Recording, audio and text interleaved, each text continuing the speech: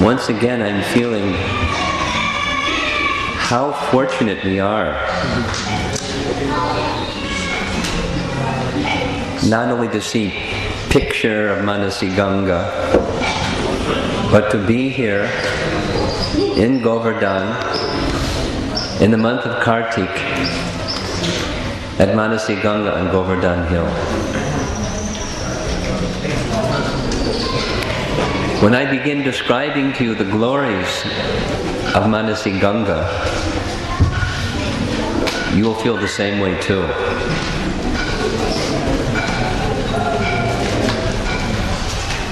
Manasi,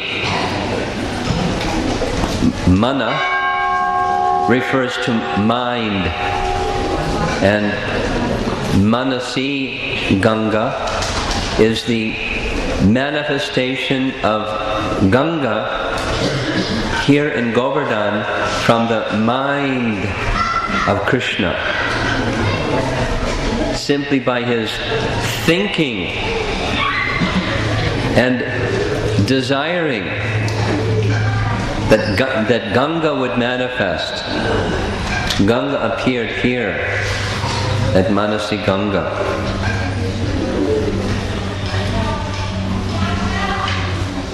Here's the pastime. During Krishna's childhood pastime, there was one demon, the calf demon, Vatsasura. That was a manifestation of Pramila. Pramila was a very powerful and, don't be surprised, very proud demon. Because he was so powerful, he went here, there, and everywhere, conquering everyone. And as soon as he conquered someone, he very happily gathered up all of their wealth to make their wealth his wealth. He had amassed so much power, so much strength, so much wealth, that he considered himself to be unstoppable. Something like Kamsa. One time as he was traveling looking for someone else to conquer, he went into the forested area where Vashishta Muni was engaged in meditation and penances and austerities. Pramila saw the Kamadhenu of Vashishta Muni, and he very much desired to acquire more possessions, especially a wish-fulfilling cow.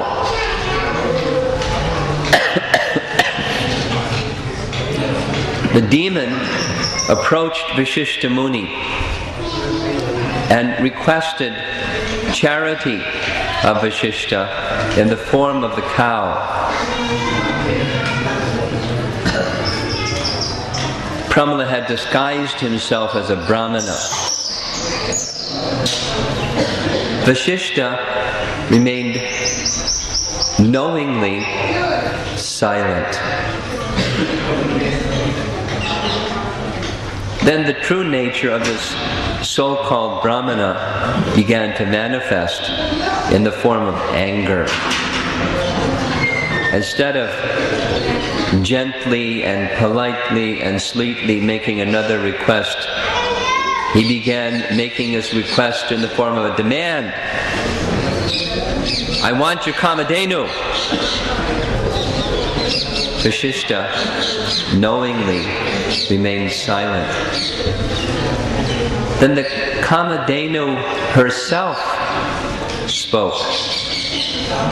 Oh, vile demon, in the disguise of a pure Brahmana, your coveting the desire of Vishishta, I curse you. You become a calf. And Pramala, understanding the power of Kamadhenu, who he so much was desiring to have, by her desire he would become a calf. So he pleaded with Nandini, please, please, please, forgive me for this terrible offense. Because he became for at least a moment a little humble, Nandini said, very well, you will achieve liberation at the hands of the Supreme Personality of Godhead.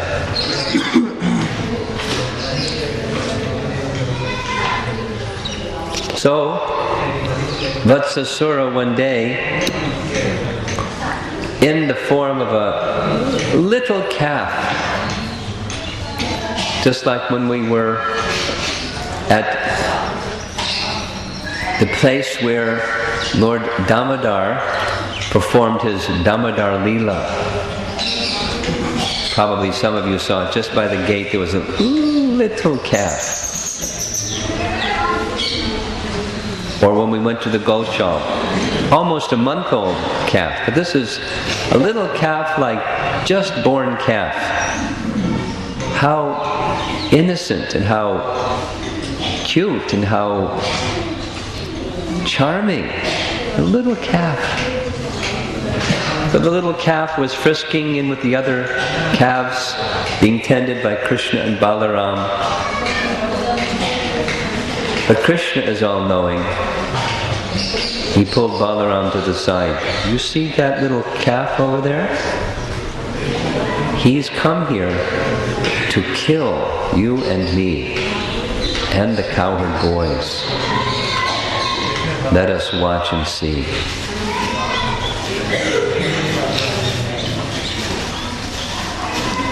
So very quietly,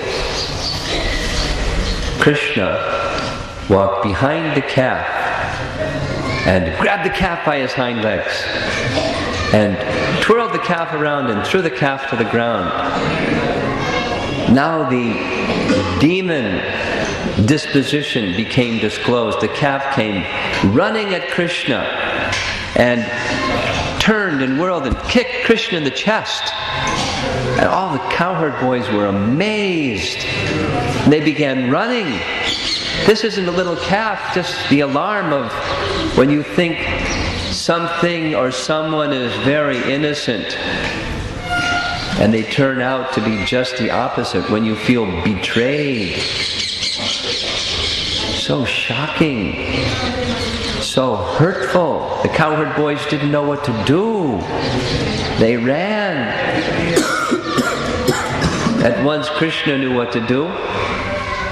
He again grabbed the hind legs of that calf demon and twirled him around and around and around, and by centrifugal force the calf demon became so dizzy he gave up his life, and Krishna threw the calf up on top of a kapita tree, and that kapita tree fell and knocked over some other kapita trees, which fell and knocked over some other kapita trees, because Krishna wanted to enjoy some kapita fruits, and he was using the calf demon to knock the fruits from the tree. And the cowherd boys ran and gathered the kapita fruits and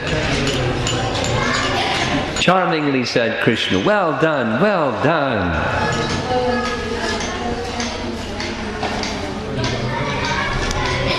But after they enjoyed the fruits, they then began talking amongst one another. After all, even this was a demon. It was a calf. Krishna, you just killed a calf. Not even a cow, but a innocent, harmless calf. Krishna said, no, no, no. He was a demon, just disguising himself as a calf. Well, in any case, scriptures say you cannot kill a calf, otherwise great sin is incurred. So you're going to have to counteract the reaction for this sin. Krishna smiled and said, very well, what do you suggest? You must bathe in the river Ganges, because it is said in the scriptures that by bathing in the river Ganges even once, one achieves the results of relieving oneself of all sinful activities, even that of killing a brahmana. So Krishna, as he did at Kusum Sarovar, he took his flute, by poking his flute into the ground, made big lake very quickly. And within his mind, he called for Manasi Ganga to appear, and from Krishna's mind, Ganga Devi appeared and filled that hole with her sacred waters. And Krishna bathed very happily in Manasi Ganga. That's the appearance of Manasi Ganga here at Govardhan Hill. Sometime later, Nanda and Jasoda, they were hearing some descriptions from the Puranas. And in one Puranic description, they heard of one snake being caught by Garuda. And he grabbed the snake and was flying off into the air. And as he was flying into the air, the dangling tail of the snake touched the Ganges River. And just by the touch of the Ganges River, that snake transformed into four-armed Vaikuntha form. So Garuda assumed the form of the carrier of that Vaikuntha form and flew to the spiritual world with that snake now in the four-armed form, carried to the spiritual world.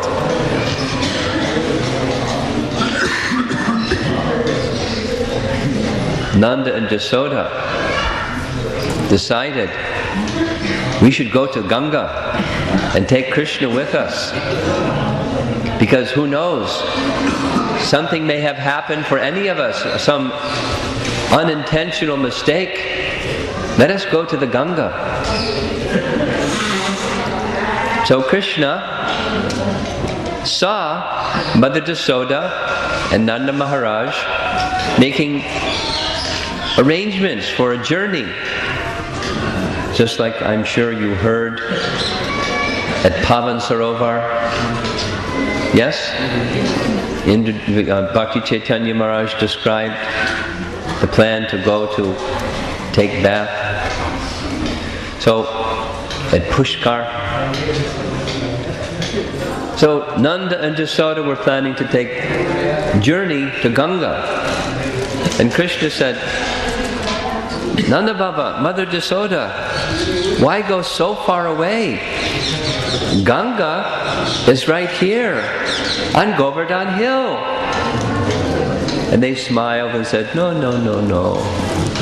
Ganga's not here in Vrndavan. Ganga is some distance away. Krishna insisted, no, I'll show you. Come.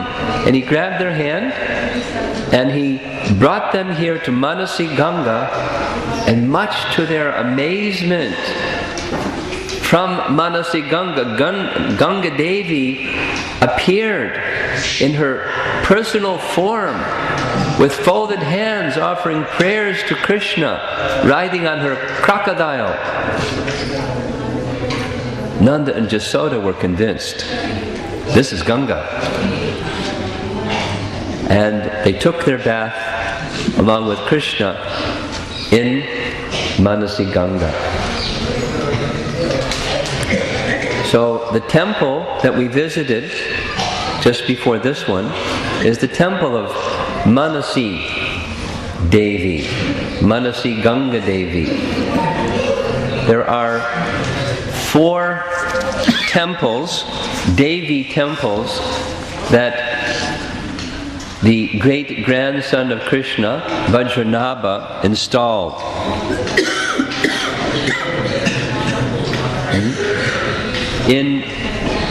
We didn't go to Vrndavan, but Vrinda Devi is one of those 4 Devis. Vrinda Devi, naturally, because Vrndavan is named after Vrinda Devi. And her eternal place is in Kamyavan, very near to Vrindavan. In Vrndavan town, the temple of Yogamaya, we didn't visit that temple. It's one of the essential temples where Devi is worshipped. Pataleshwari Devi in Mathura, and here in Govardhan is Manasi Ganga Devi. Actually, this place, Manasi Ganga, is so sacred that there are 4 Devis, 4 Lord Shiva temples, and 4 Vishnu temples, plus others, that Vrndavan installed. And here, where we are right now in Manasi Ganga, one from each of those 3 categories is here. How sacred is this place? One of them is Harideva. The 4 Vishnu temples we've visited. No, we haven't. In Gokul, we visited Dauji. Remember? The Dauji temple? In Vrndavan, Govindaji. We went to the Govindaji temple. In Mathura is Keshavaji.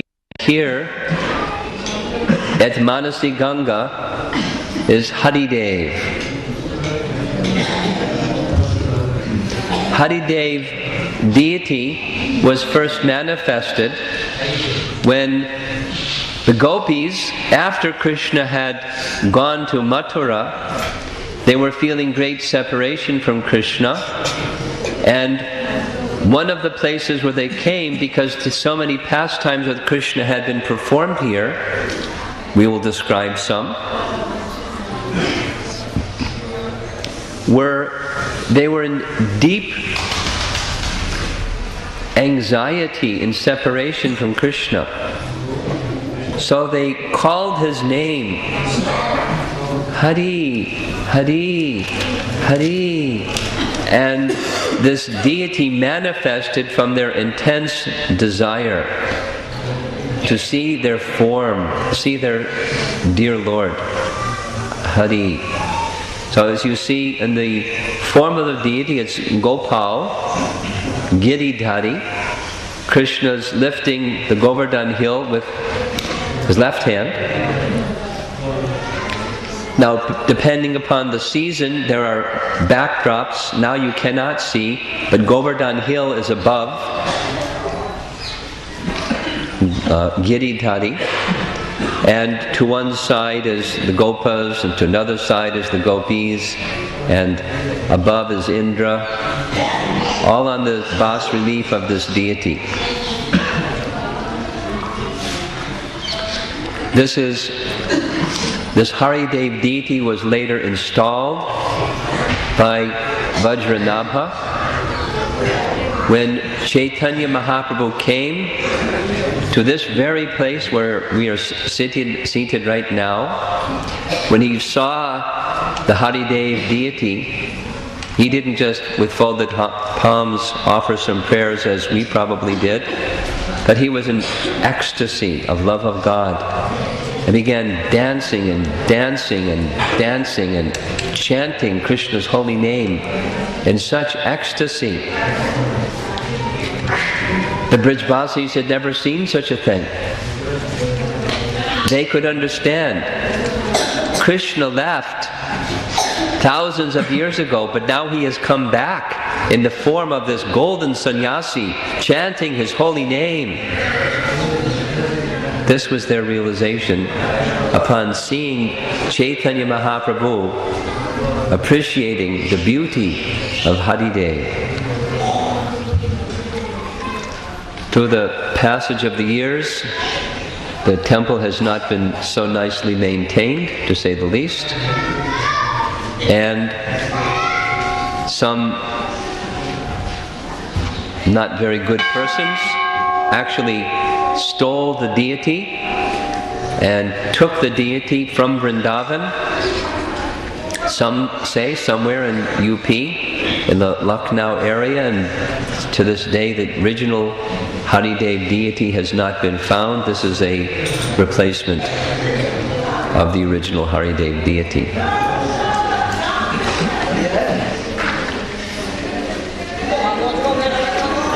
In Manasi Ganga, after Krishna manifested Manasi Ganga and demonstrated to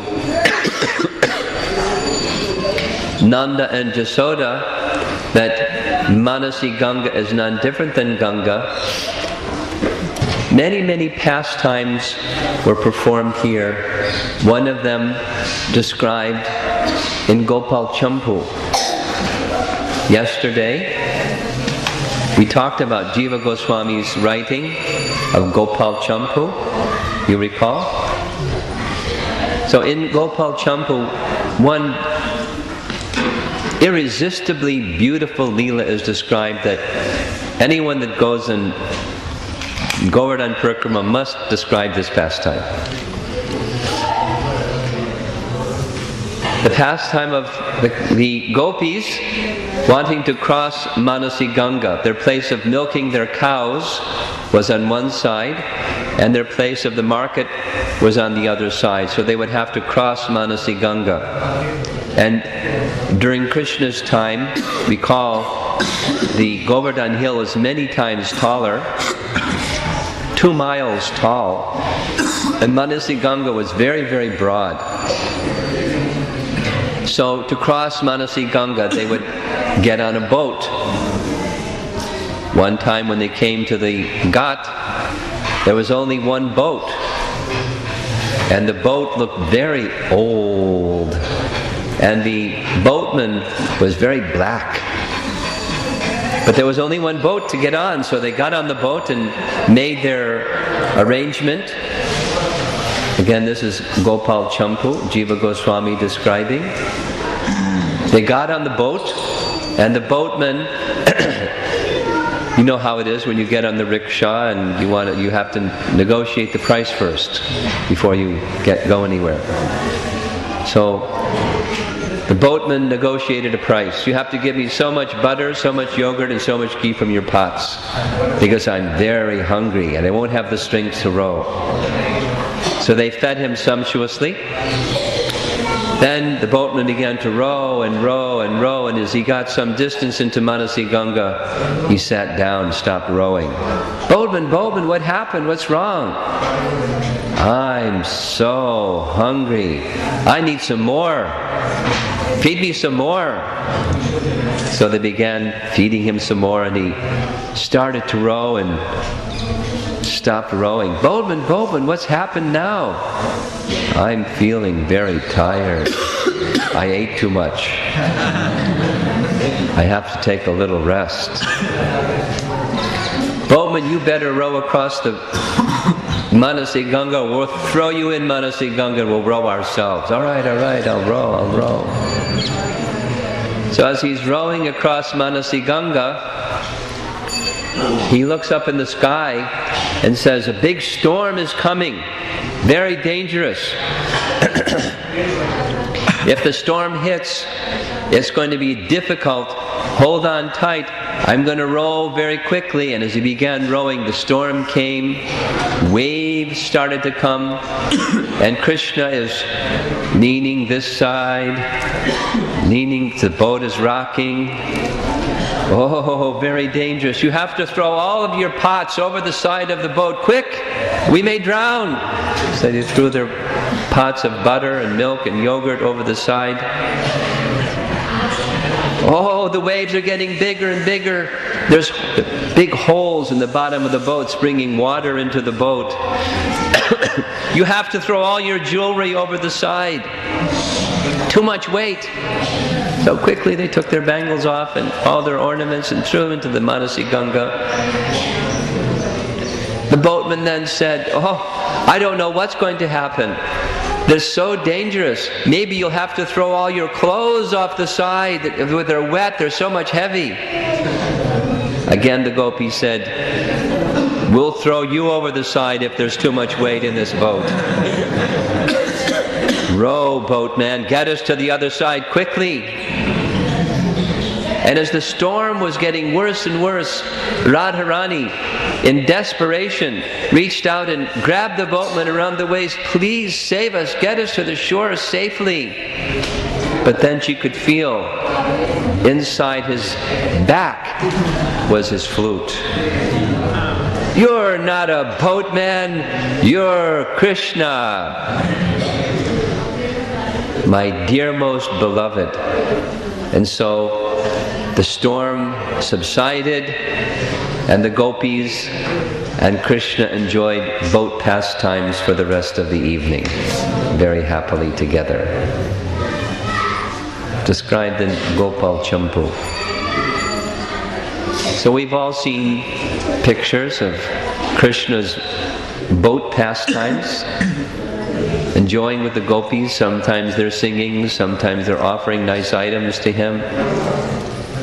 And the Madhurya Rasa abundantly took place here at Manasi Ganga in many, many different pastimes. Three more things. Mukharavind, a very, very tall temple. It's one of the very, very busy places in all of Govardhan, where many pilgrims come to offer milk into the mouth of Govardhan. Sometimes you see a peacock perched on a tree, he hangs his head down. So towards this area of Govardhan is the mouth of Govardhan, like the mouth of a peacock. So Bhaktisiddhanta Saraswati Thakur confirmed this is the place where Manasi Ganga is manifest.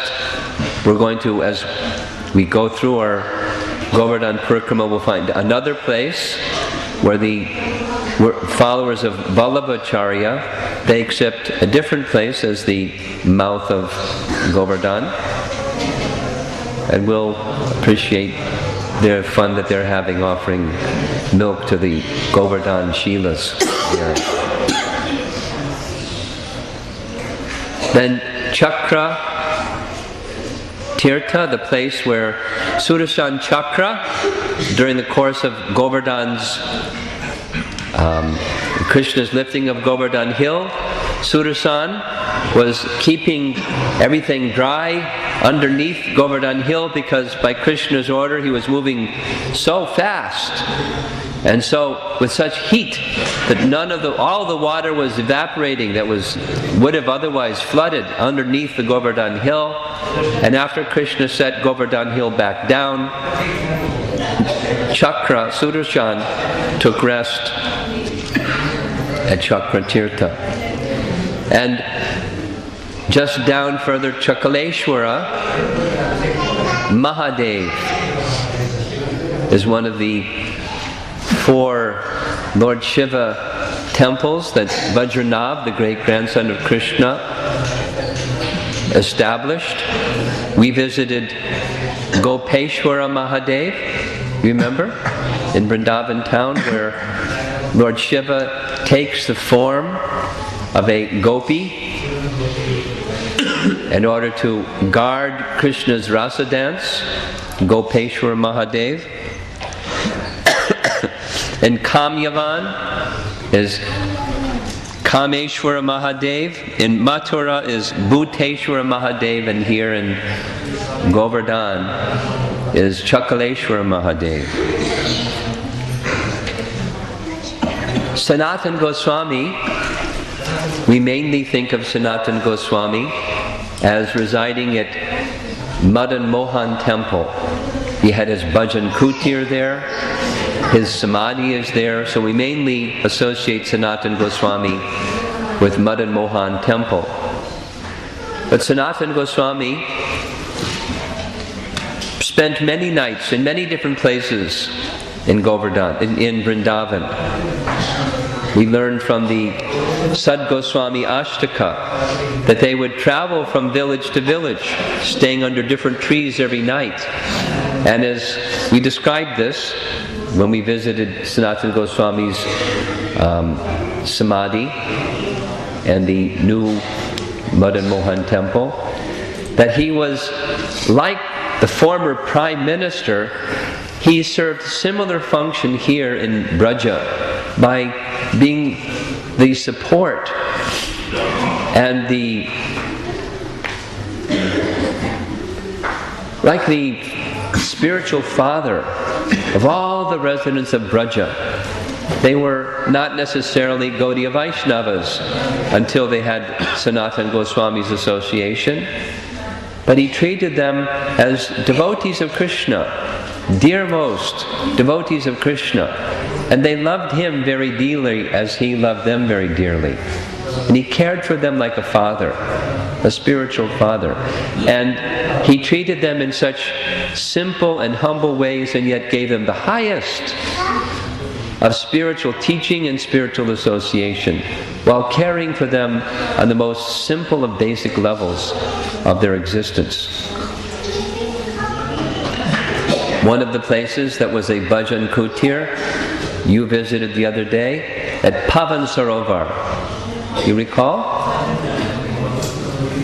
Bhajan kutir of Sanatana Goswami at Pavan Sarovar, and the sweet rice pastime with Rupa Goswami and Sanatana Goswami, yes? On Sanatana Goswami's birthday, a gift from one of the village girls, namely Radharani, for Rupa and Sanatana Goswami. So also one of his bhajan kutir places was here at Manasi Ganga. How sacred is Manasi Ganga? We can't properly fathom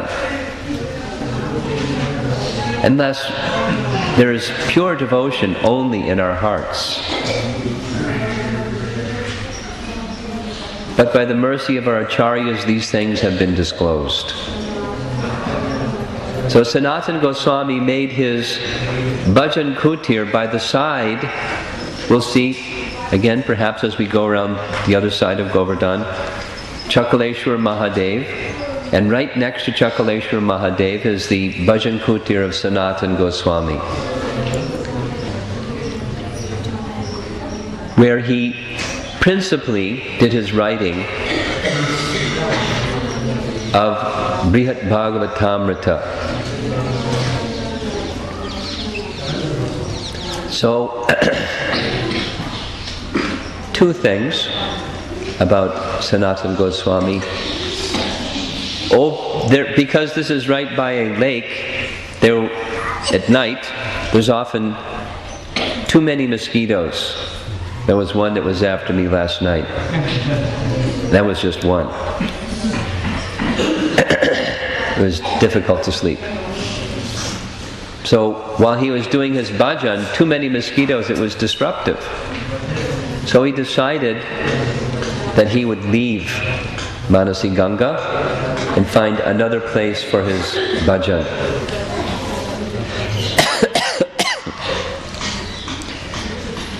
Disguised as a Brahmin, Lord Shiva personally came and insisted, no, please don't go. I know special mantra. I'll make arrangement so that no more mosquitoes will bother you. Please stay just one more day and see. So Sanatana Goswami agreed. And from that day until today, No mosquitoes. At Sanatana Goswami's Bhajan Kutir. No mosquitoes. Let's go.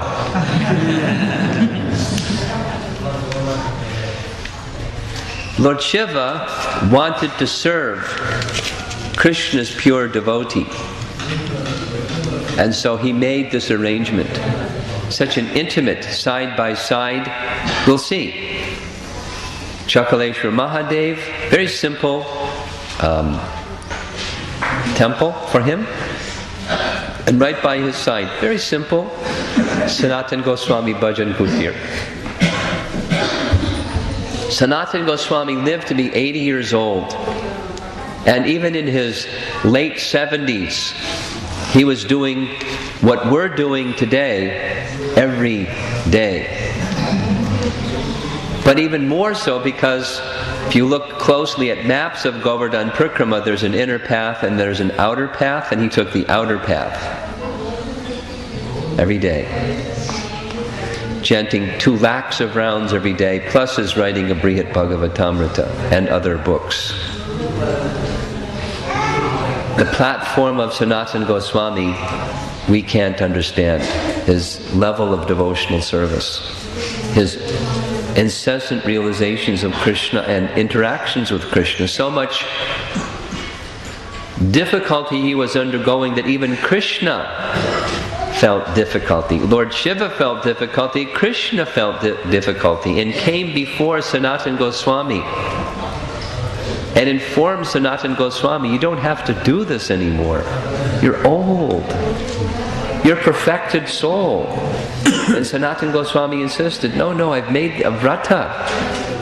And how can you make a vrata and then not fulfill your vrata? Just like we take vows, initiation vows or marriage vows or whatever vows we may have formally taken. And when you make a vow, you keep a vow. Sanatana Goswami was saying, I can't make a vow and then withdraw my vow.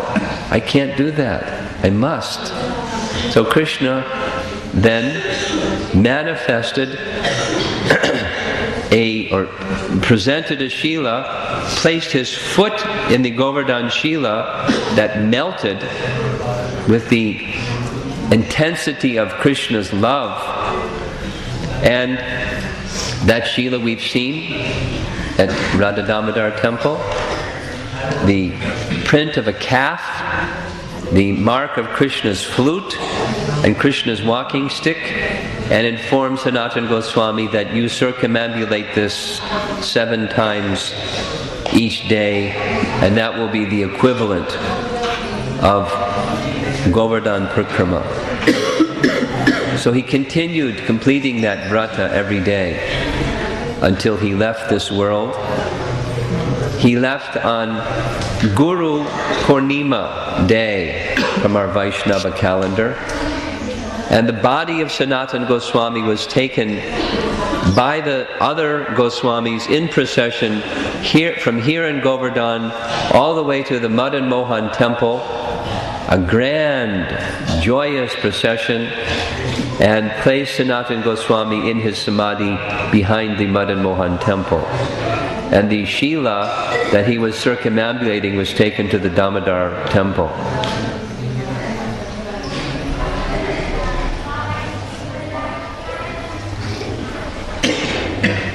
So these are some of the unlimited glories of Manasi Ganga. There are other kunds here, but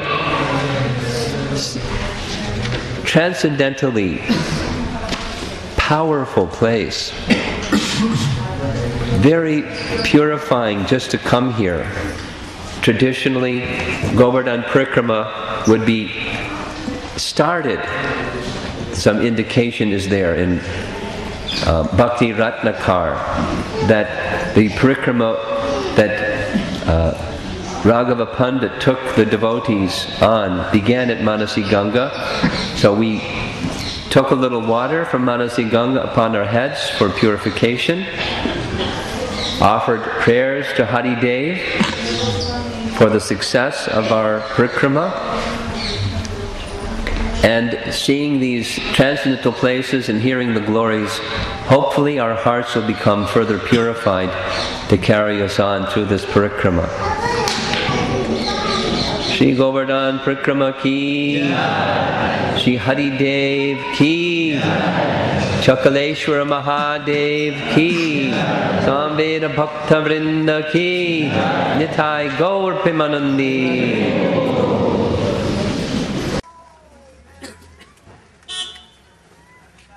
This is Dan Nivartan Kund, connected with the Dan Gati pastime, which we will narrate when we get to Govinda Kund. Very, very wonderful pastime of Radha and Krishna. So capture a visual image of Nivartan Kund in your mind. Not only so that when we go to Govinda Kund, that impression will be there, but when you return to your respective residences, you'll think of Dan Nivartan Kund and its beautiful scene here. This is the hill of Govardhan that's rising just in this area, especially up by Govardhan town, that beautiful metropolis that we passed through before this, Govardhan town. Govardhan hill is very narrow, but becomes a little wider and starts to rise higher and higher as we walk along.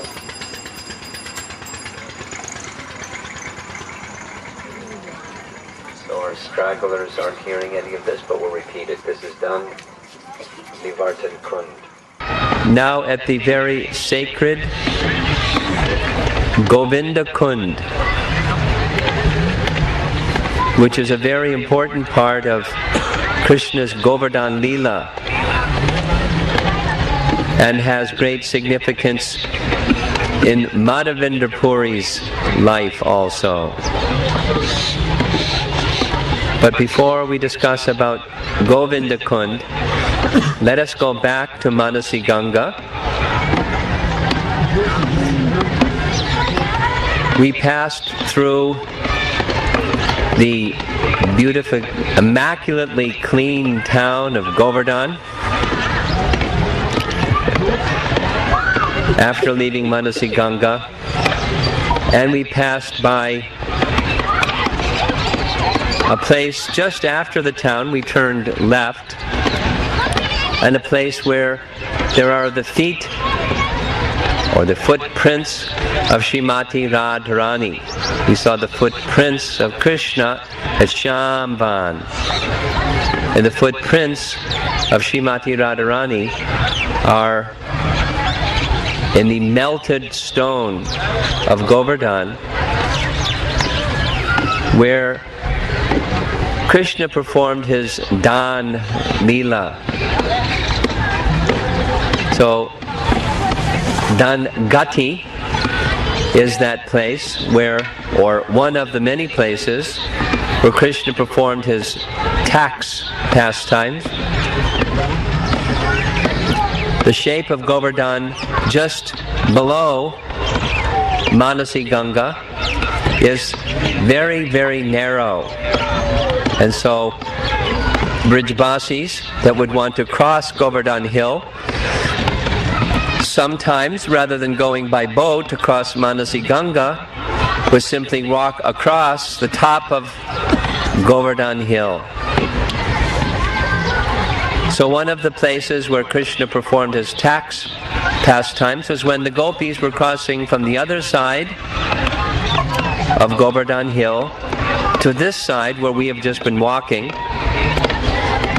Krishna with his gopas waited for the gopis to come crossing over Govardhan Hill, and his Dan Gati Leela was performed. Now there are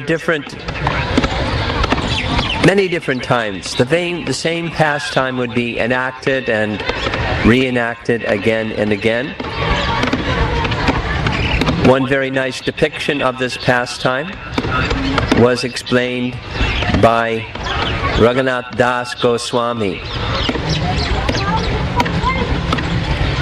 Please remember that Raghunath Das Goswami is the Acharya for disclosing Prayojana Gyan. Prayojana Gyan means the highest stage of spiritual perfection when acting in one's relationship with the Supreme Personality of Godhead. Raghunath Das is our Acharya to disclose that truth.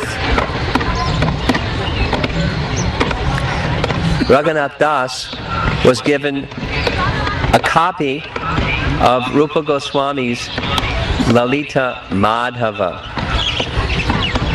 to review and to make his comments.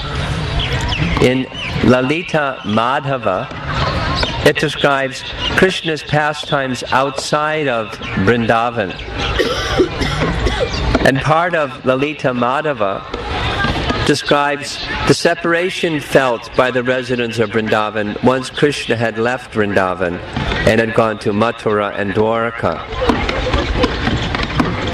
The sadness, transcendental sadness that Raghunath Das Goswami was experiencing from reading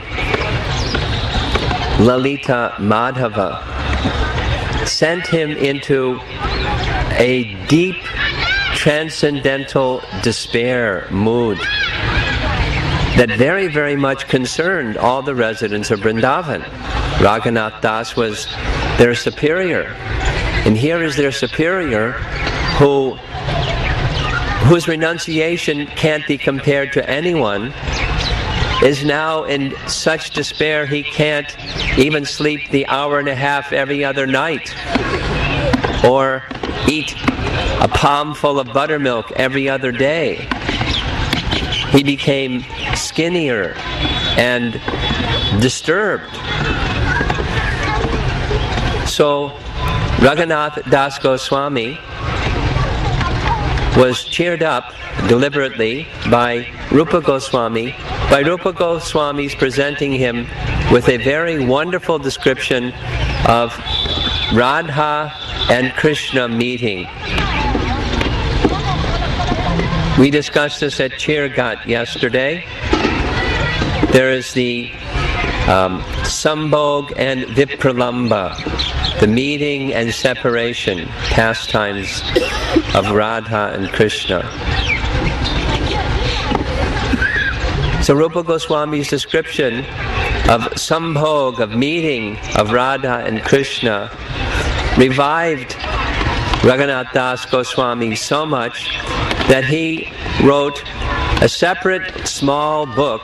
Raghunath Das Goswami only wrote a few books, and one of those books that he wrote was a very beautiful description of Krishna's Dan Gati Leela. Dan Keli Chintamani. And in that book, as the gopis were passing over Govardhan hill, Krishna intercepted them along with his gopas and insisted that Radha and the gopis pay tax. And the left-wing gopis were indignant. Pay tax to who? Who are you? Don't you know I'm the son of Nanda Maharaj? Nanda Maharaj is the king of the cowherds. And I'm the son of Nanda Maharaj, and the property of the father naturally becomes the property of the son. And so, representing Nanda Maharaj, you should pay me taxes. You've been taking milk products across Govardhan Hill every day without any tax to the king. Now I insist that you pay tax. So the gopis, on the other hand, insisted, this can't be so. Don't you know that Radharani is the queen of Vrndavan? How can you claim to be the king? Radharani would never marry such a deceitful, cunning thief like you. So back and forth, a very feisty argument went on. Krishna then insisted, I'll tell you what kind of tax you must pay. And in a long series of verses, Krishna described how much tax Radha should pay. Krishna described each of the limbs of Radha. For her eyes, so many pearls. For the sesame bud smile on her face, millions of rubies. And for her ears, and for her nose, and for her hair, and for her shoulders, and for her all the limbs of her body, her long, elegant arms. Each of the limbs of Radha's body were described by Krishna, and the equivalent of each of the beautiful, attractive limbs of Radha would have their own separate, huge tax. The gopis couldn't agree to pay all of that to Krishna. And so the argument went on and on and on, and finally Nandi Mukhi arrived. And Nandi Mukhi tried to settle the matter, like a mediation of a dispute. And she said, Krishna, there's been, the gopis must go at once to take care of bringing their milk products to a yajna that is to be performed for Bhagari Muni. Maybe you have heard, here at Govardhan, there is going to be a big yajna performed by Bhagari Muni by the arrangement of Vasudeva. So they must go at once, but tomorrow you come back and they'll pay the taxes. So Krishna was satisfied, the gopis left, and the very next day, the gopis, by the hundreds and thousands, were all ready to meet Krishna at Dan Nivartan Kund. Dan Nivartan Kund means the place where forgiveness for Krishna's tax collecting pastime was enacted. And as the gopas were going to Dangati innocently, they were at once surrounded, each gopa, by 15, 20 gopis who grabbed hold of the gopas and tied them up by their sikas to the trees or to the rocks. So the gopas couldn't go anywhere. And then they confronted Krishna and said, you are the one who has to pay the tax. Radharani is the queen of Vrndavan, and every day you bring your cows to the side of Govardhan hill and graze your cows so that you can produce milk for Nanda Maharaj, but you haven't paid any taxes for that milk, for that grass, and now you have to pay your tax. So Krishna innocently asked the gopis, very well, what is that tax that you would like me to pay? The tax that Krishna was asked to give was to place his head at the feet of Srimati Radharani and beg Radharani for forgiveness for all of his tax collecting offenses to her. Smilingly, Krishna looked at his cowherd boyfriends from the side of his eye and came before Srimati Radharani, who was seated just by Naval-kunda, there's a little raised area, like a little throne that was made for Radharani. And Krishna, the supreme controller of all things that exist, the absolute truth and source of everything, placed his lotus head at the feet of Srimati Radharani in submission, begging for her forgiveness. This pastime is so wonderful, as it shows that Krishna is subservient to the love of his devotees, especially the love of Srimati Radharani. And each one of us needs to understand that it's the quality of service with which we offer things unto Krishna that attracts Krishna. It's not our position or wealth or fame or reputation or strength or any other opulence that by worldly estimation makes people special in this world. What's special to Krishna is the love and devotion with which we offer things unto him. And he becomes attracted by that love and devotion. In the superlative degree, Krishna becomes controlled and subservient to the love of Srimati Radharani.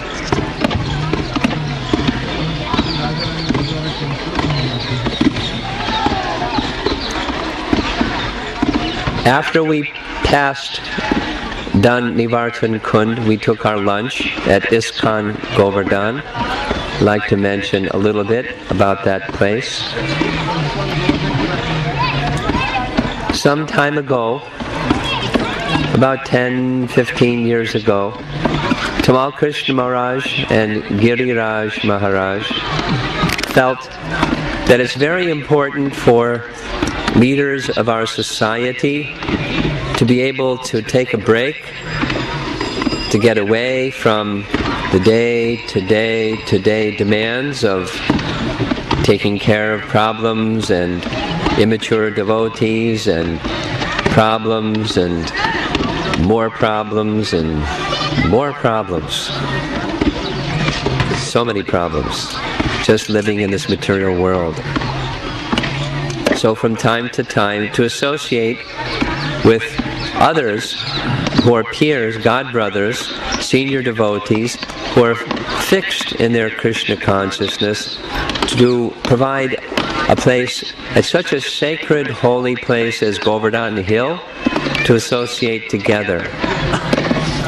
So they began thinking about the importance of that spiritually for the welfare of our society. And by inspiration and by Krishna's arrangement, one king who had acquired the very property where they now have the ISKCON Govardhan Center was approached to allow ISKCON to purchase that from him. And these two, Tamal Krishna Maharaj and Giriraj Maharaj, combined to establish this place for that purpose.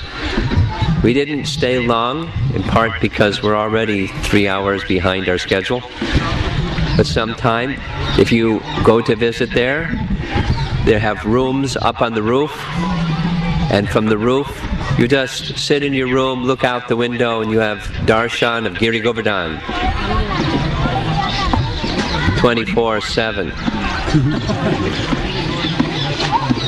And it's very peaceful there. And a number of senior devotees from time to time take a break. When we were just there, Vaisheshika Prabhu was there with some brahmacharis just reciting from the scriptures, shlokas. Keshava Bharati Maharaj was there. Gopi Paranadana, very nearby, runs his Sanskrit school and frequently visits there, and others. So it's a very nice place. They have Krishna Balaram Shilas in the back, very tiny little temple, and nice little Mangal Arati in class every morning. And then the rest of the day for very peaceful spiritual practices of life.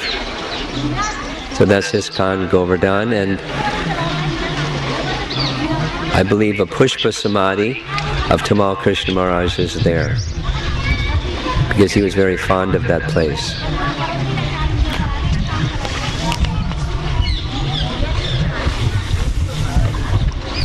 Now let me focus on Govinda-kund. We passed Sankarshan-kund also. We went very near a Dauji temple, beautiful Dauji deity. But Govinda-kund, as you can see, is very beautiful, very peaceful, and has a very special significance in the Govardhan Leela. Here at Govinda-kund, when Indra came after the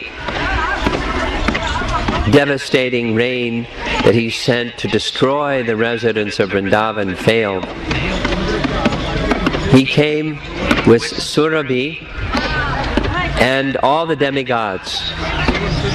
And Surabhi performed Abhishek of Krishna, and the milk from Surabhi filled this kund, and Surabhi named Krishna for the first time as Govinda, one who gives pleasure to the cows and the senses.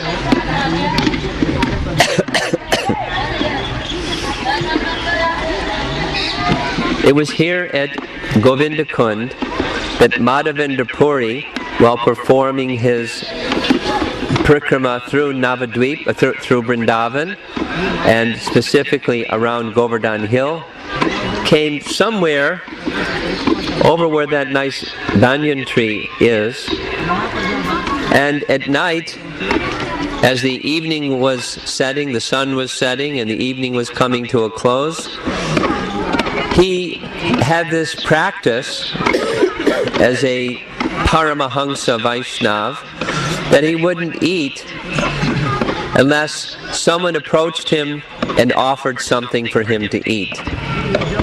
He didn't perform Madhukari.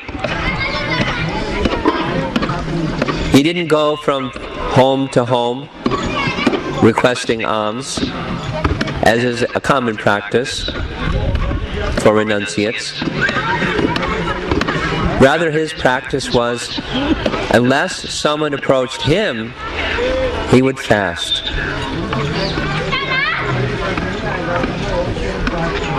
So he had been fasting for several days. And as he was seated under this tree, a small Brijvasi boy, blackish in complexion, approached Madhavendra Puri. And he said, "My dear sir, it looks like you have been fasting. I have brought for you a pot of milk. Please enjoy it." Madhavendra Puri was astonished and said to the young boy, "How did you know that I was fasting? And who are you?"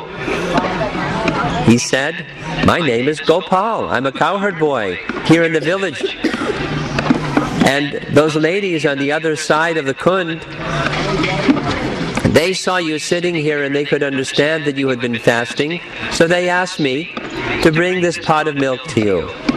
Now here, you please take the pot of milk, and I'll come back. I have to go milk the cows now, but I'll receive the pot back from you later." And as suddenly as Gopal appeared, he disappeared. As Madhavendra Puri was drinking from that milk pot, he began to consider such charming, beautiful features of this little boy. Who was he?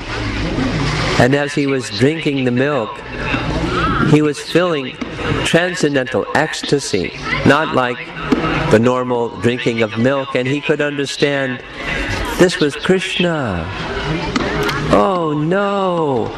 I saw the personality of Godhead face to face and I couldn't even recognize him, the Lord of my life. No! But at the same time, he was in great ecstasy. He saw Krishna. So with these conflicted emotions in his heart, he continued all night long chanting the holy name. And at some point of the evening, he dozed, and in his dream appeared the very same Gopal, who informed him, right here at Govinda-kunda, he informed him that I am Gopal. The deity form of Gopal was installed by Vrndavan. And in my deity form, I've been waiting and waiting and waiting for you to come. Finally, you have come. Please, discover me in the bushes. And he described where the pujaris had hid him. In the morning, come find me, and I want you to worship me. So we'll see the place where Madhavendra Puri found the Gopal deity. The Gopal deity was then brought nearby here to gather water from Govinda-kunda, hundreds of buckets of water to perform Abhishek, and then the Panchagavya and Panchamrita Abhishek, and the detail is described in Chaitanya Charitamrita. The Abhishek and the installation of Gopal, the decorations, Shringar, Arati, and just as in the Govardhan Puja, the Anukut ceremony was performed. From the place where we left Nivartan-kunda, just past ISKCON Govardhan, all the way to the village of Anyor, the other town that we passed a while back. That whole area is the Anukut area, where mountains and mountains and mountains of cooked food were offered to Govardhan Hill. So in the same way, the Anukut, just as done at the time of Govardhan Puja, same was done for Gopal. And it went on day after day after day, because other villagers found out about this deity of Gopal that was found by the great, great saintly person Madhavendra Puri. So Madhavendra Puri, after some time, established a temple for Gopal instead of just being placed on a rock up on the hill of Govardhan. And some years passed when everything became very, very nice. The place where Madhavendra Puri stayed, his sitting place, is right up here, just above my head practically. And the temple, little temple of Gopal, is also right up here. And after some time, a second dream in which Gopal instructed him to go get camphor and sandalwood because his body was still hot. You know the story. So Madhavendra Puri left Vrndavan.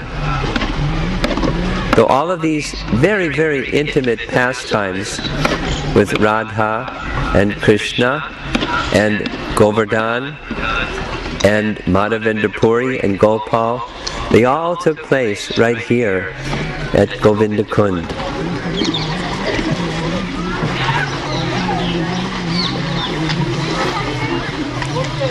Please appreciate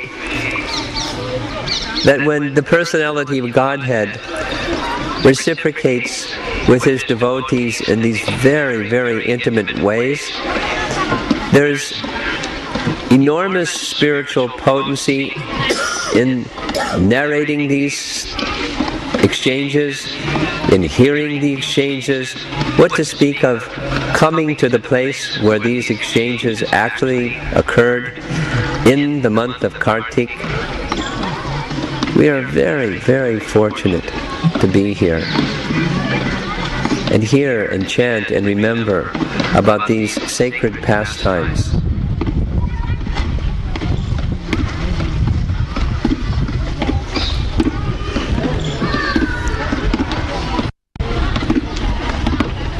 Now some practical consideration. We're running about 3.5 hours behind schedule.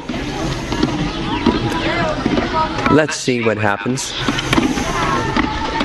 I'm not sure what's going to happen, but I know that Govardhan doesn't get shorter. So we'll see how far we get. The other day, when with Bhakti Chaitanya Swami, he said he's done Govardhan Parikrama in 2 days. He's done Govardhan Parikrama in 1 day, and he's found that he's much less tired after doing it in 1 day than doing it in 2 days. And it's just a matter of pacing things, he described. Of course, he has lots and lots of experience in all of this.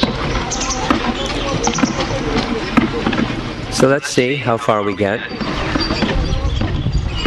Be nice to complete Govardhan Parikrama. And what happens today will in part determine what happens tomorrow.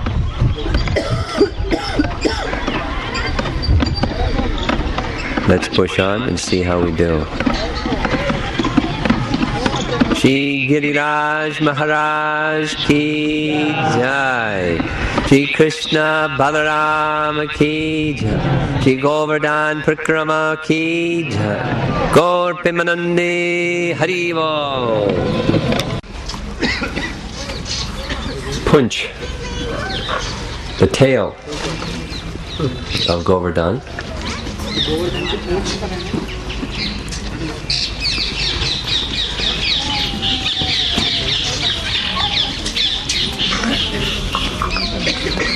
Over to this side, up on the hill, is a very beautiful Nrsingadev deity.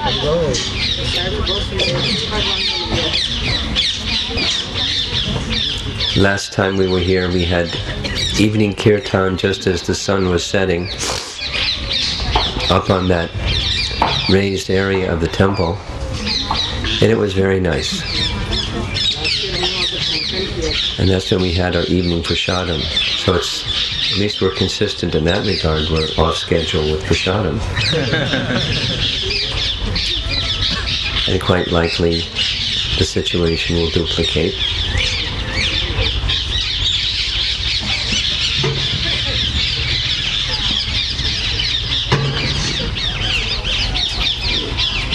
One might wonder,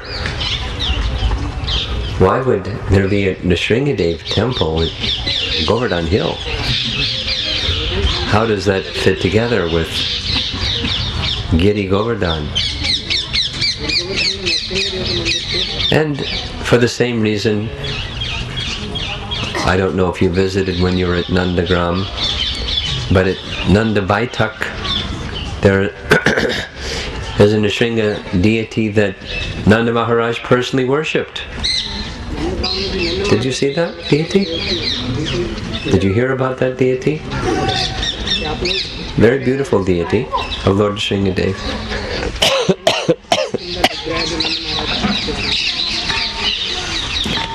For the same reason, transcendental reason, that Lord Nrsingadev gives protection to his devotees.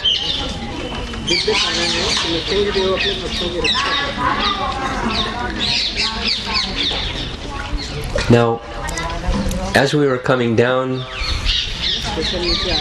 the eastern side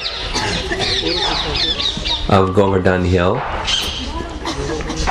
there's off in some distance, is a place called Chandra Sarovar. And that's very near the Rasa Stali of Radha and Krishna. It's that Chandra Sarovar area that Doka Dauji was observing. Now, sometimes the deity of Krishna, who is blackish, is in a white complexion.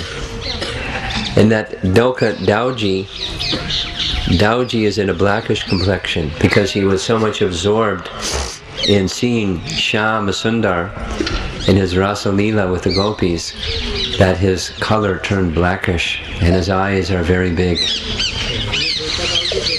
So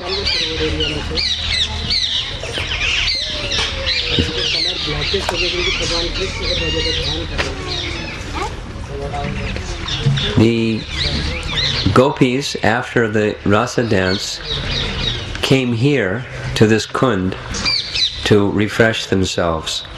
And Apsara Kund on one side and Naval-kunda on the other side are the places where not only they took their bath, but their transcendental ecstasy melted within these kunds.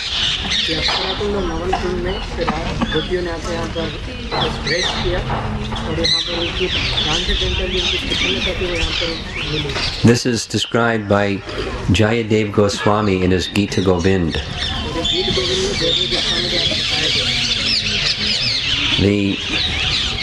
The mood of the gopis was at the heightened stage of their conjugal love for Krishna. And Krishna, likewise, was completely satisfied from his dancing with the gopis. And they both invested their moods of transcendental love within these kunds. And it is said that anyone who bathes in these kunds or receives drops of water from these kunds will be benedicted by that mood of transcendental love as found in the gopis and in Krishna.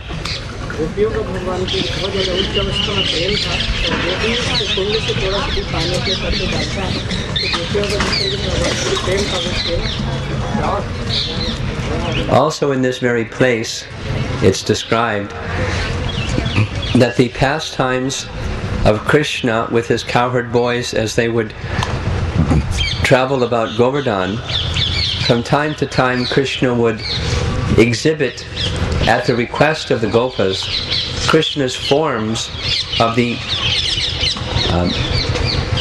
principal avatars. So here at Naval-kunda, Krishna exhibited these amazing transcendental forms. When we were returning yesterday evening,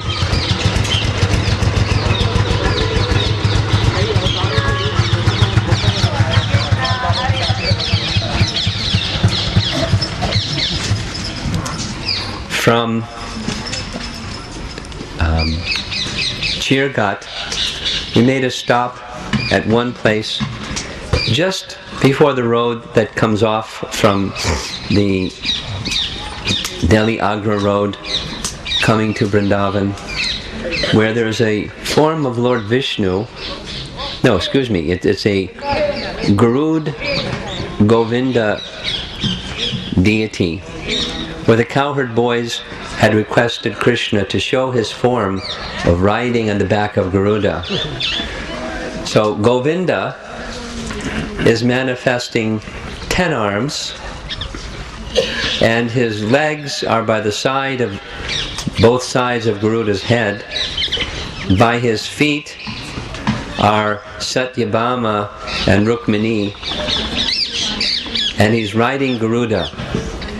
Krishna showed this form to the Gopas at their request. The deity's name is Garud Govinda, or Govinda Garud.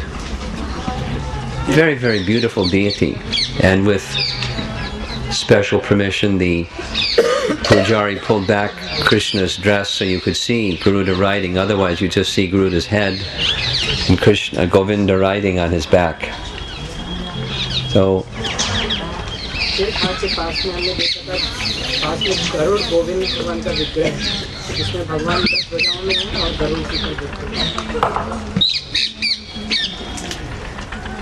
We'll see if Dinabandhu, who took some pictures of the deity, if we can make them available to you. I've already promised that I'll make that picture of Krishna and Radha dancing as peacocks. So that arrangement I've already fulfilled. I've given that picture to Ashish, and we'll see if we can get one picture from Dinabandhu of Govinda Garud or Garud Govinda for you to see. And if you remember, when we went to Vrndavan town, there's a Varaha temple, where similarly Krishna was asked by the cowherd boys to show his form of Varaha, and so Krishna showed the cowherd boys that form. And similarly here at Naval-kunda, this pastime was reenacted. At different times, Krishna would show different forms of himself to the cowherd boys.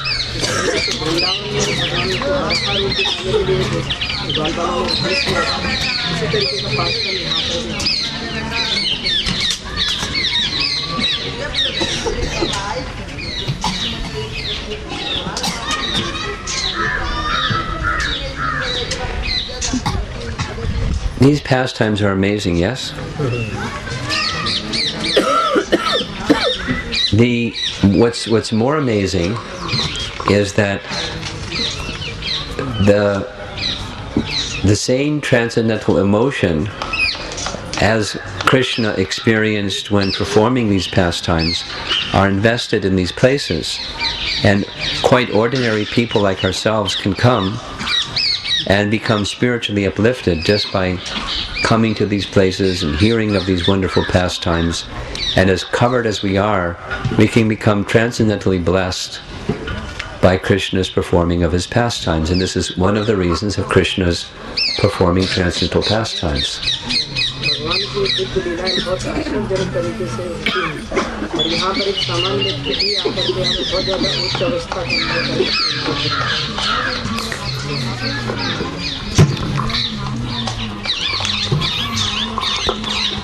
Krishna wants to attract the hearts and the minds of all souls back to him. So he gives teachings which can come through others than from himself. The Pritranaya Sadhunam Vinashaya Shaduskritam teachers can be, in one sense, performed by others than himself, but when he comes himself and performs transcendental pastimes, it's for this reason, to attract our hearts, to attract our minds, to attract our love, once again, to the Supreme Beloved, Lord Krishna.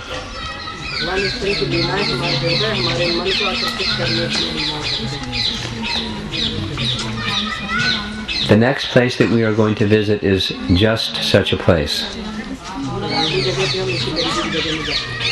Punchari Lota Baba. Punchari because he's at the tail of Govardhan, and Lota Baba because he has a very special relationship with Krishna.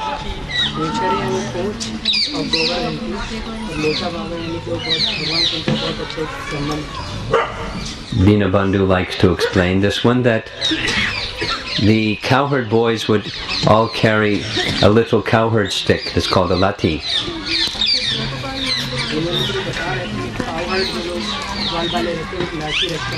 But one of Krishna's cowherd boys named Baba had a very thick stick, so thick that instead of calling it a lati, it was called a lota. So he was known as Lota Baba.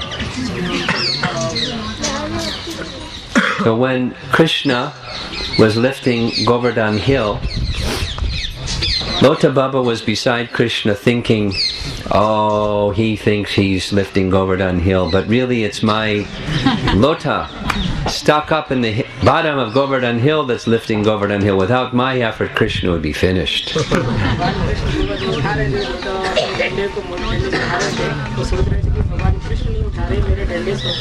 So Krishna knew the mind of Lota Baba, and so very slowly he started to lower Govardhan hill with his left hand.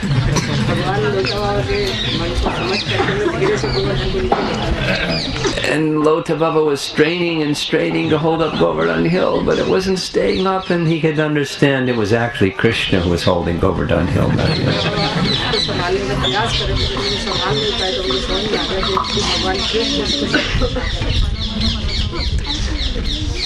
And another pastime, Lota Baba, on the very day that Akrura was taking Krishna and Balaram from Vrndavan to Mathura, Lota Baba had prepared a very special meal for Krishna, and he wanted to invite Krishna to have lunch with him.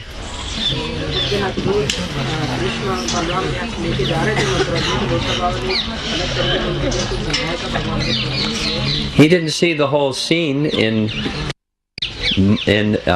Nandagram, where Akrura's chariot was leaving. He only saw on the road nearby here, Krishna was passing with Balaram and Akrura at the reins, and he saw Krishna and said, "Stop, stop, I prepared lunch for you, and I'd like to take my meal with you. Please come to my home."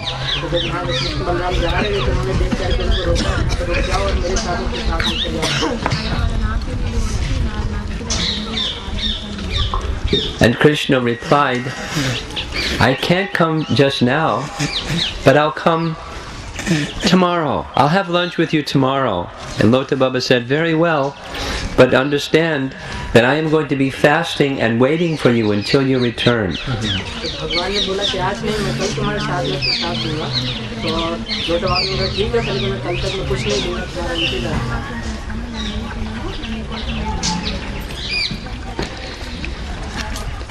So Krishna said, "Well, if I don't come tomorrow, then the day after tomorrow, surely I'll come."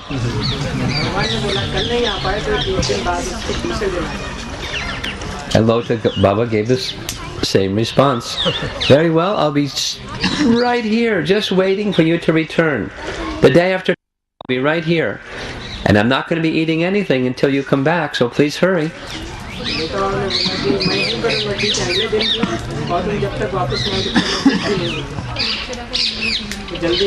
So Krishna extended his possible delay for one more day.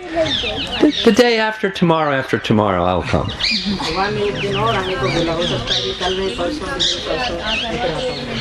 So on the faith of Krishna's word that he would return, Lota Baba, for 5,000 years, has been looking in the direction of Mathura, waiting for Krishna to return, with full faith that Krishna will come back.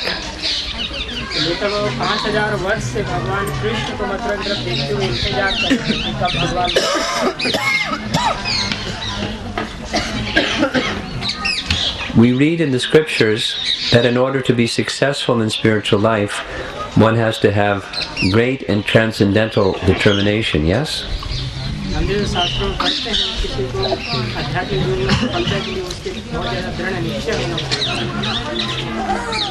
Dridha vrata.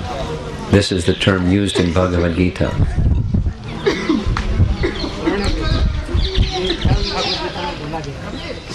And so, Lota Baba is teaching us by his example how we must be very determined to receive Krishna's favor. And one who is very determined to receive Krishna's favor, Krishna is very kind always, because Krishna is very kind. He's very loving upon his devotees, and it may seem to us we're trying to achieve something in Krishna's service, perhaps some advancement in our spiritual life, or perhaps controlling some lower urge, or perhaps doing something wonderful in Krishna's service, and we want to see some practical result in our efforts.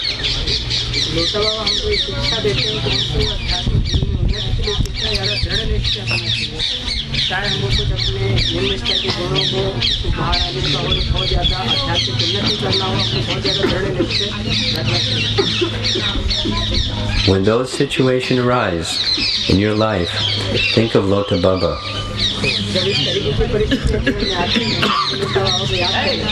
will go to Lota Baba's temple, and you can offer your prayers to Lota Baba. Lota Baba will be kind and show you the way of how that kind of fixed determination can be reached in your devotional service.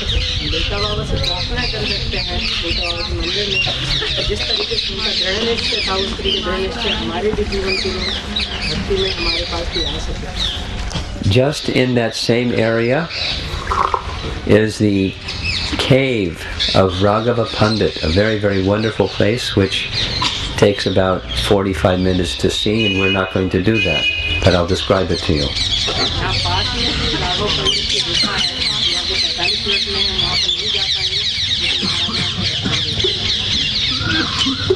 Some of Chaitanya Mahaprabhu's devotees had a similar practice, and that is, in order to do their chanting with complete absence of disturbance, they would find a very, very secluded place and chant in that very, very secluded place.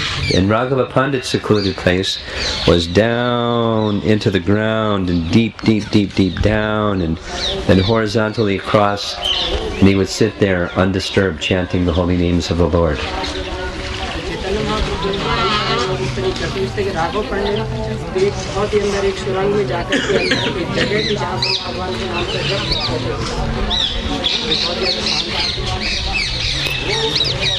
Sarvabhauma Bhattacharya had a different but similar arrangement for his chanting. He set up a room, inside a house. The house walls were about 3 feet thick, and then there was a room inside that all the way around except a very small opening where the walls were 3 feet thick, and inside that was a room with walls 3 feet thick. And he did his chanting inside there every day.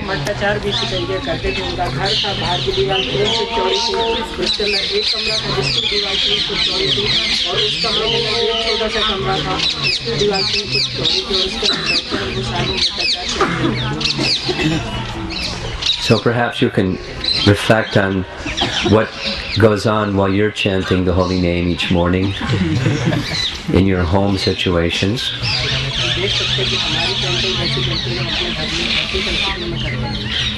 It's inspiring to see that cave of Raghava Pandit, because one person only can get down, and it's if you have claustrophobia, you're going to have a problem because it's very, very tight and narrow.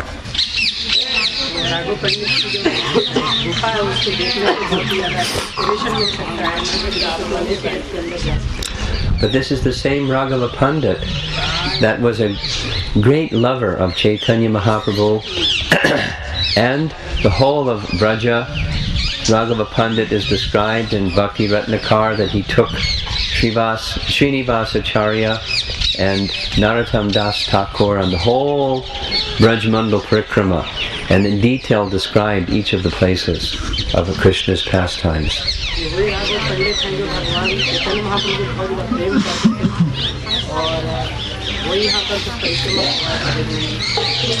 So while he was absorbed in the holy names of the Lord, he was also fully absorbed in the pastimes of Krishna, hearing of them, describing them, experiencing them through his transcendental devotion.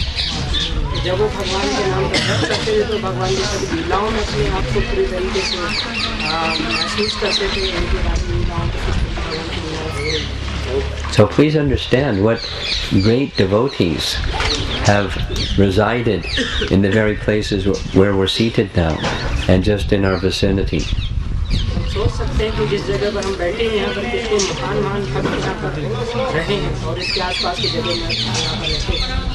We can offer our prayers to these great devotees, that their spiritual advancement shows that they naturally have some great compassion, and that in their compassion, let them be compassionate upon each of us and help us to advance further on the path of spiritual life and become more fit to be servants of Chaitanya Mahaprabhu in his transcendental mission.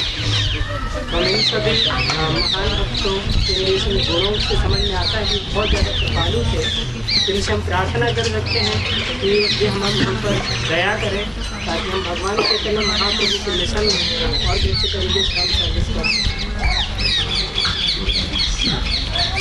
Many devotees, the temple of Lota Baba is one of their favorite places in Govardhan. So we'll pay our respects to Lota Baba and we'll continue on Prikrama. We'll stop briefly and point out this is where the cave of Raghava Pandit is.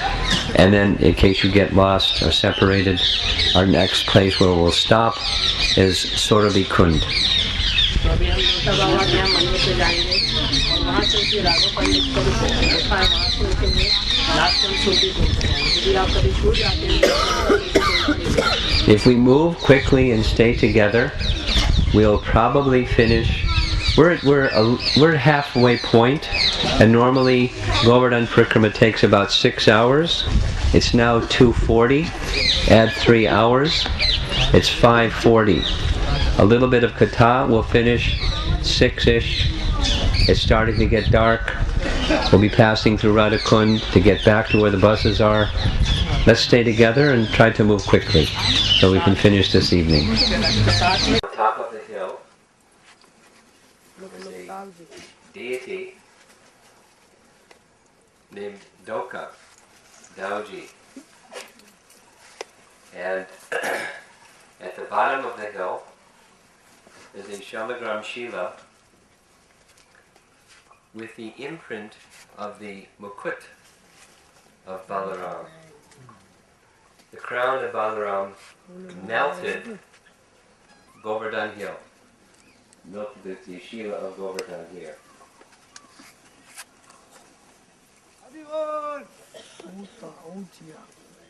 Very enthusiastic Pujari wants us to go up the hill.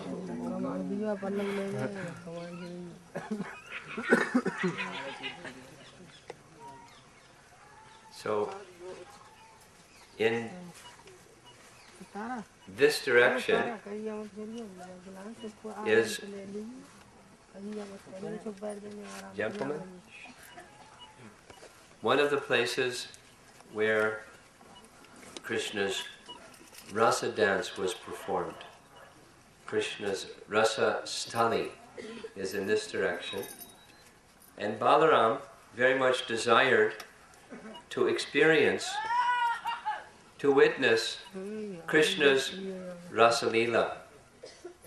So he climbed up Govardhan Hill and he looked in this direction to see the hill of, to see the rasa dance. Gentlemen, thank you. Thank you.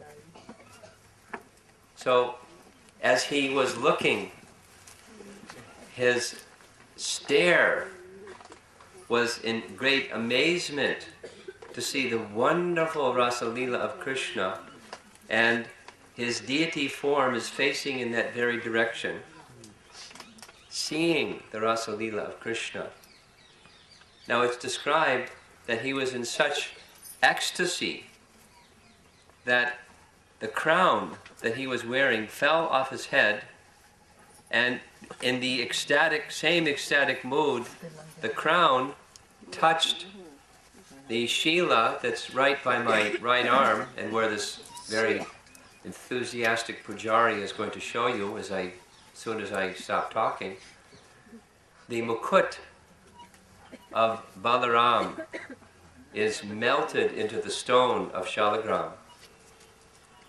So this is a very sacred place. Dokadauji up on the hill, and Balaram's Mukut melted into the Govardhan stone.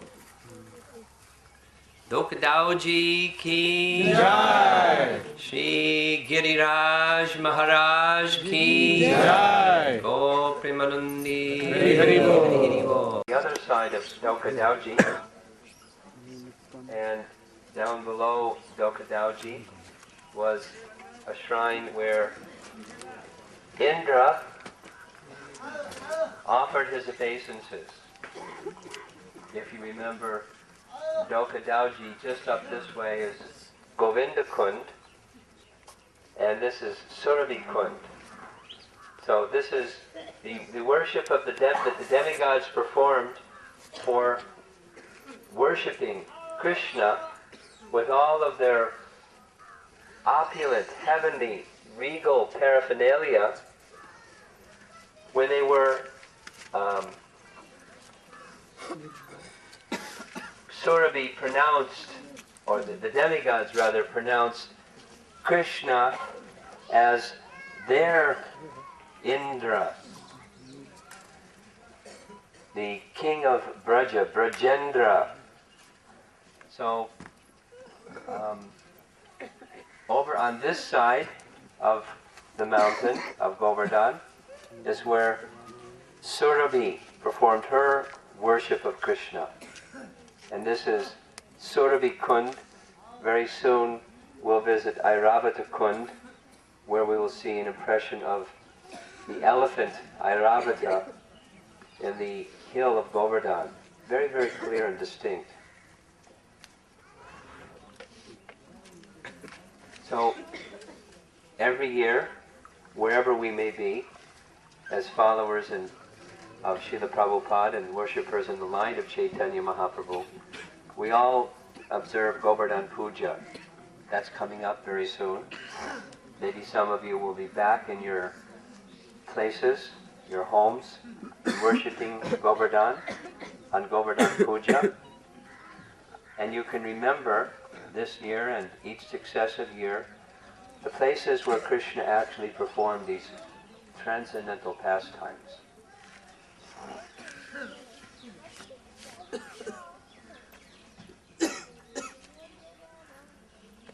Surabhi, the description is that when Indra recognized what a horrific, imagine what the level of offense that Indra had in his mind. His intent was to kill all the Brijbasis, to kill all the cows, and to kill Krishna in retaliation for their offense at not offering him Indra Puja. Such demoniac disposition. And so, when he realized the gravity of his offense, Indra went to Brihaspati for indication. What should he do? Brihaspati is the spiritual master of the demigods. Besides chastising Indra very severely, this is the worst I've ever heard you do. Trying to kill Krishna, trying to kill the cows, trying to kill the residents of Vrndavan. What terrible offense you've done. You must get Krishna's direct excuse or pardon for your offense, and to bring Krishna's anger towards you down. You bring someone who is very dear to Krishna with you. And when Krishna sees that personality who is very dear to him in your presence, Krishna's anger will subside. And we all know who is very dear to Krishna. And that's the cows, because he's Gopal.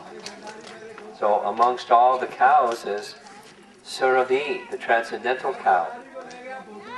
So Indra invited Surabhi to come, and when Surabhi came before Krishna, just as Brihaspati had indicated, Krishna's anger transformed into great joy to see Surabhi. And so the worship of Surabhi was performed here. The demigods performed their worship at Govinda-kund. Surabhi performed her worship here at Surabhi-kund. And so once again, the feelings that Krishna holds for those who love him very much, in this particular case, Surabhi, the mother cow, the transcendental cow, Krishna's affection for Surabhi brought Krishna, as we say, under her control. Not that she wished to control Krishna, but she wished to offer her love to Krishna. She was very happy to get Indra's invitation to come and see Krishna. And Krishna was very happy to see her.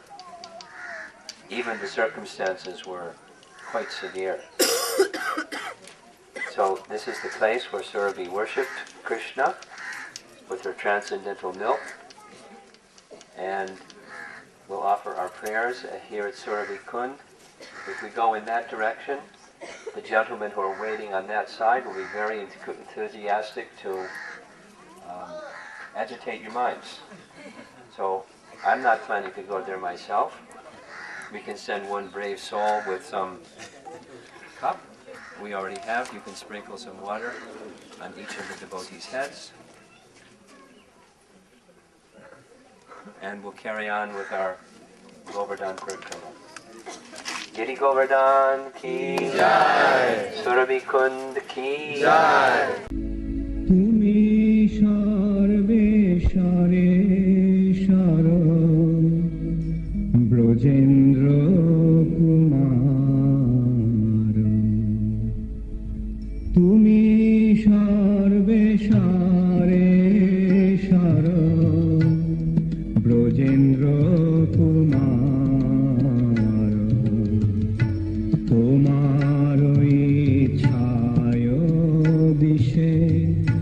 সৃজন সংহার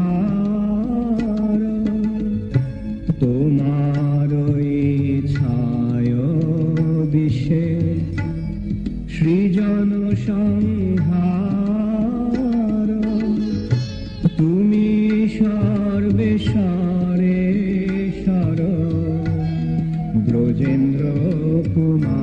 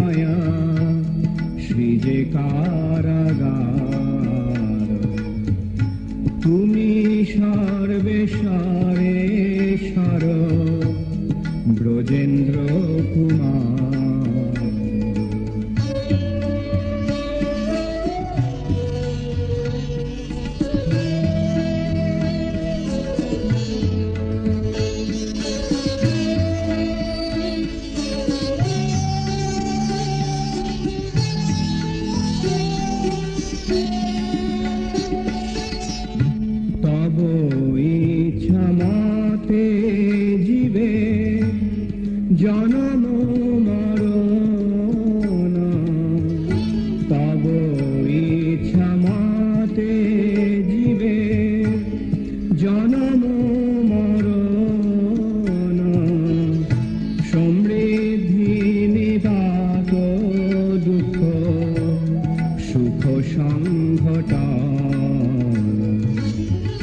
সমৃদ্ধি নিপাত দুঃখ সুখ সংঘটন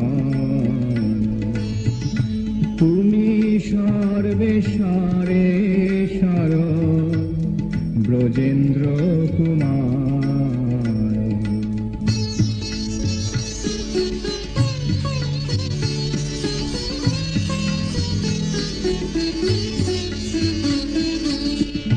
মিছে মায়াবদ্ধ জীব আশা পাশ ফিরে মিছে মায়াবদ্ধ জীব আশা পাশ ফিরে তব ইচ্ছা বিনা কিছু করিতে না পারে তব ইচ্ছা বিনা কিছু করিতে না পারে তুমি সর্বেশ্বরে সর ব্রজেন্দ্র কুমার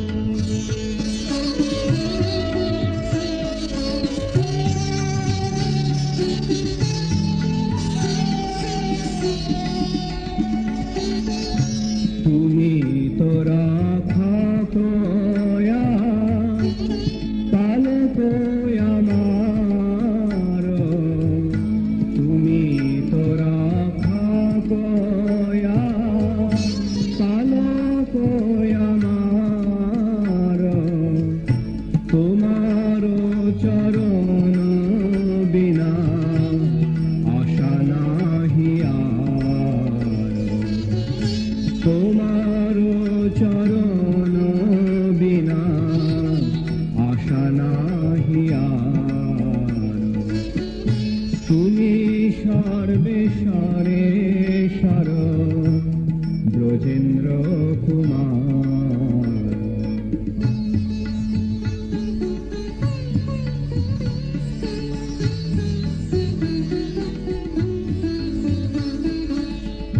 নিজ বল চেষ্টা প্রতি ভরসা ছাড়ি